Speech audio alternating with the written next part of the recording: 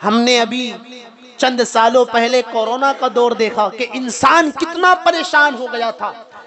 ایک علاقے میں رہنے کے بعد وہ دوسرے علاقے میں نہیں جا رہا تھا، دل بے چین تھا، بے سکون تھا کہ کب ہم اپنے علاقے سے باہر کہیں تفریح کو نکلیں گے، کہیں گھومنے کو نکلیں گے۔ ہم 3-4 مہینوں کے اندر پریشان ہو گئے تھے، لیکن اللہ کے خلیل حضرت ابراہیم علیہ السلام 11 یا 13 سال تک اسی غار میں رہے، اسی غار کے اندر رہے۔ آلہ و اصحابہ اجمعین، اما بعد فاعوذ باللہ من الشیطان الرجیم، بسم اللہ الرحمن الرحیم۔ ما اصاب من مصیبت الا باذن اللہ، آمنت باللہ، صدق اللہ العظیم وصدق رسولہ النبی الامین المتین المبین المعین الکریم۔ نحن على ذلك لمن الشاہدین والشاکرین والحامدین والحمد للہ رب العالمین۔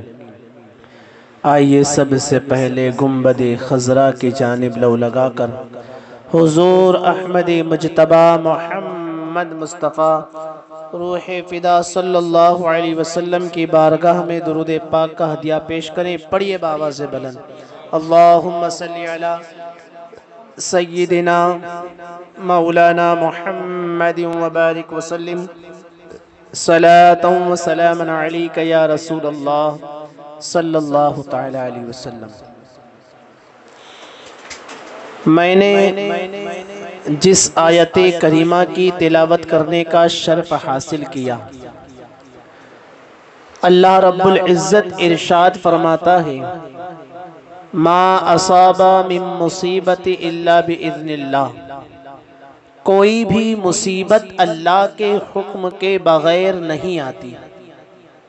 آج انسان تھوڑی مشکلات میں گھر جاتا ہے، پریشان ہوتا ہے، یا گھر کے جھگڑے کے معاملات ہوتے ہیں، یا کاروبار میں بڑا نقصان اٹھانا پڑتا ہے، انسان بہت زیادہ پریشان ہو کر ایک جملہ کہتا ہے کہ اے اللہ اس سے بہتر ہے ہمیں موت عطا فرما، اے اللہ اس سے بہتر ہے ہمیں موت دے دے۔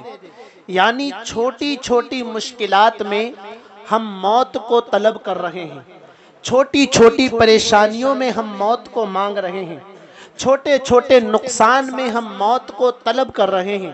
میرے عزیزوں، میں کہنا چاہتا ہوں، ہماری یہ تکلیفیں، ہماری یہ مصیبتیں کچھ بھی نہیں، ہماری یہ تکلیفیں رائے کے دانے کے برابر بھی نہیں، اس لیے کہ انبیاء علیہم السلام کی زندگی کو آپ پڑھیں کہ جو اللہ کا جتنا زیادہ قریبی ہوتا ہے، جتنا زیادہ قریبی بندہ ہوتا ہے، اس پر اتنی آزمائشیں آتی ہیں، اس پر اتنے امتحان آتے ہیں، اسے اتنا آزمایا جاتا ہے۔ ہماری مشکلات کیا؟ ہم دنیا میں آئے، تھوڑی مشکلات آئی، اس کے بعد پھر ہمیں چین ملا ہے، پھر ہمیں سکون میسر ہوا ہے۔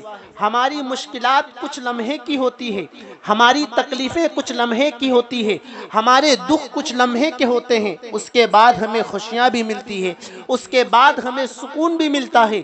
لیکن انبیاء علیہم السلام کی زندگی میں اللہ اکبر اتنی آزمائشیں، اتنے امتحان کہ اللہ کے خلیل حضرت ابراہیم خلیل اللہ کی زندگی کو پڑھیں۔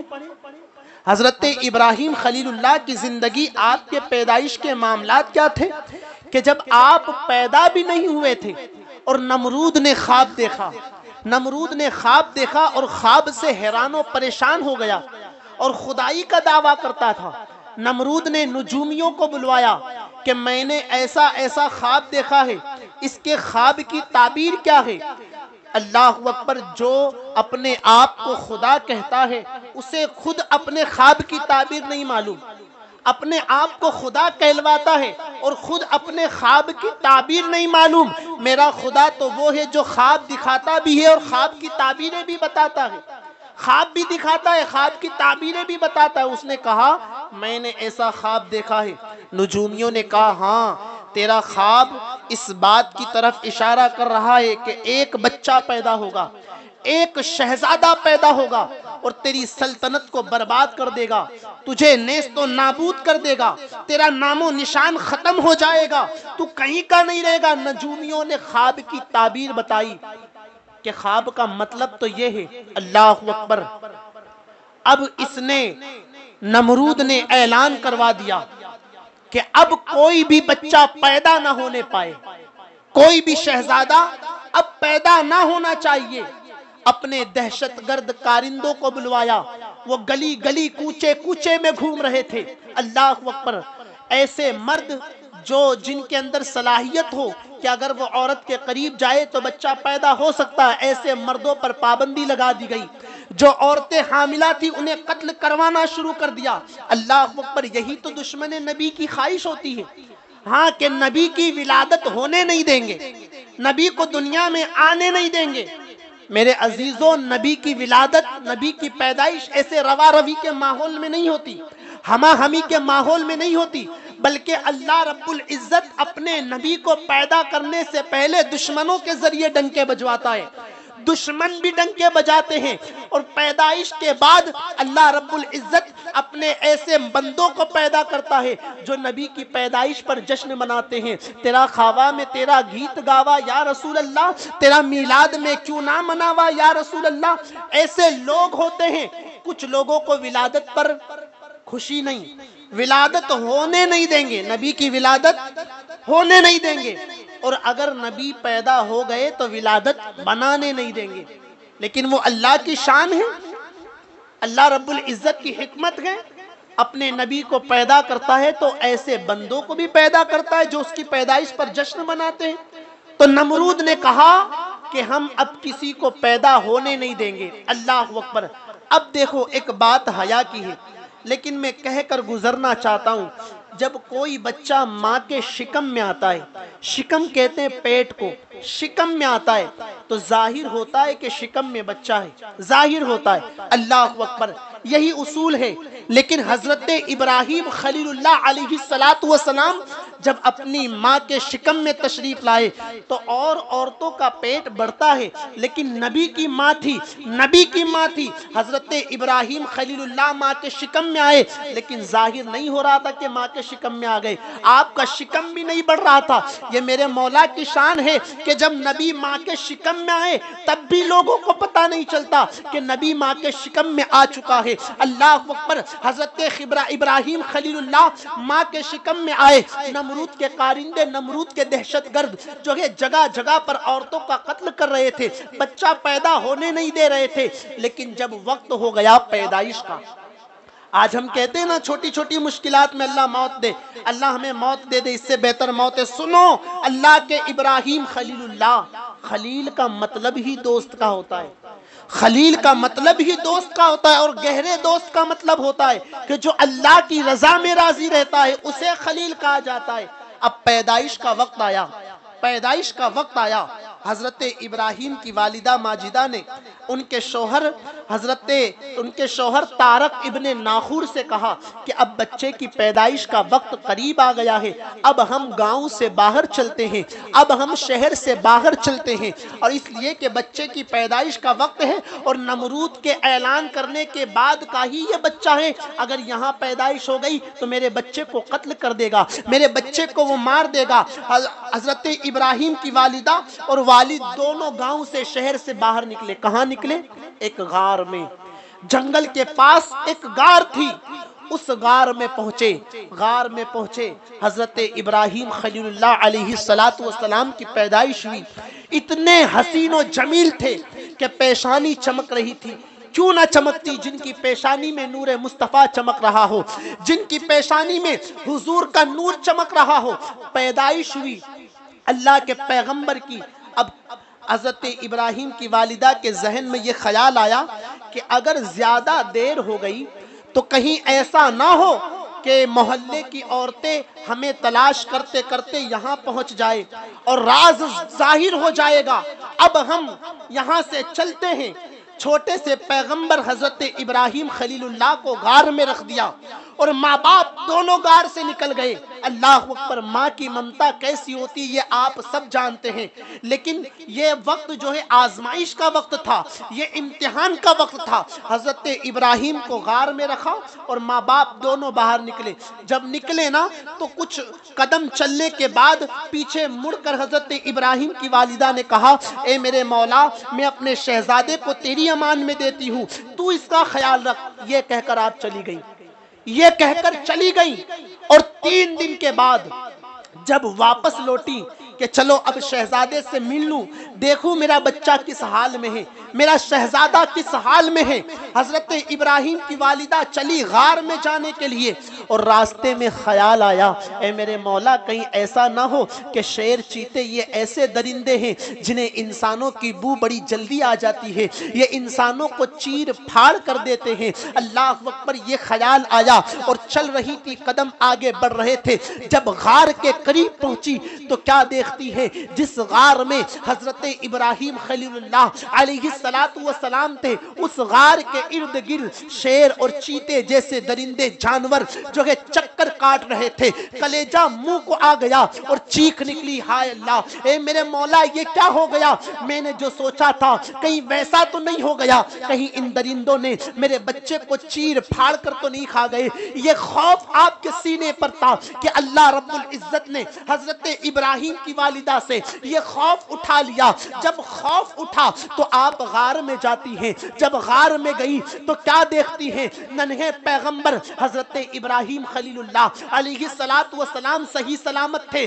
جب سمجھ گئی یہ شیر اور چیتے میرے بچے کو نقصان پہنچانے کے لیے نہیں آئے ہیں، بلکہ یہ میرے بچے کی حفاظت کرنے کے لیے آئے ہیں، یہ اس کا پہرا دینے کے لیے آئے ہیں، اور کیا دیکھتی ہیں؟ ننھے سے پیغمبر حضرت ابراہیم کا انگوٹھا ان کے منہ میں تھا، وہ چوس رہے تھے، اور انگوٹھے سے اللہ نے دودھ جاری فرما دیا تھا، دودھ جاری تھا۔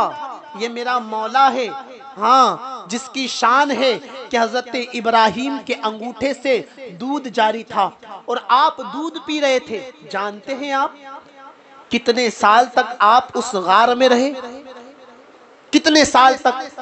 2 روایتیں، کئی روایت، ایک روایت کے مطابق 11 سال، دوسری روایت کے مطابق 13 سال تک آپ اسی غار میں رہے۔ 13 سال تک۔ ہم کہتے ہیں ہماری مصیبتیں بڑی ہیں، اللہ اکبر۔ پھر جب آپ 13 سال کو پہنچے نا تو ماں سے کہا، اے میری امی جان، اے میری ماں، اب مجھے شہر میں، اب مجھے گاؤں میں، بستی میں جانا ہے۔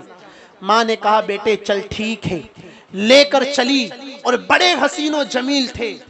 جب محلے میں پہنچے تو لوگ جمع ہونا شروع ہو گئے، لوگ اکٹھا ہونا شروع ہو گئے، ان کے چچا بھی آئے، رشتہ دار بھی آئے، محلے والے بھی آئے، سب جمع ہو گئے نا۔ تو آپ نے لوگوں سے پوچھا، اے لوگوں بتاؤ میرا خدا کون ہے؟ اے لوگوں بتاؤ میرا رب کون ہے؟ اب یہاں پر لوگ کہتے ہیں حضرت ابراہیم کو پتا نہیں تھا کہ ان کا رب کون ہے۔ لوگ کہتے ہیں حضرت ابراہیم کو نہیں پتا تھا کہ ان کا رب کون ہے۔ ظالم، یہ حکمت تھی، مصلحت تھی کہ آپ نے سوالیہ نشان بنا کر پوچھا میرا رب کون ہے۔ اگر آپ ڈائریکٹ کہہ دیتے کہ اللہ کے سوا کوئی معبود نہیں، وہ اکیلا ہے، اس کی عبادت کرو، اس کی بندگی کرو، بتوں کی پوجا نہ کرو، یہ شرک ہے، یہ ہے، یہ ہے، لوگ سمجھ جاتے نا۔ یہ نمرود کی پابندی کے وقت پیدا ہوا بچہ ہے، لوگ سمجھ جاتے، لیکن آپ نے حکمت کے طور پر سوالیہ نشان بنا کر کہا کہ اے لوگوں بتاؤ میرا رب کون ہے۔ تو کچھ لوگوں نے کہا نیا نیا بچہ ہے، نیا نیا لڑکا ہے، اب اس کے مائنڈ کو ہائی جیک کرتے ہیں۔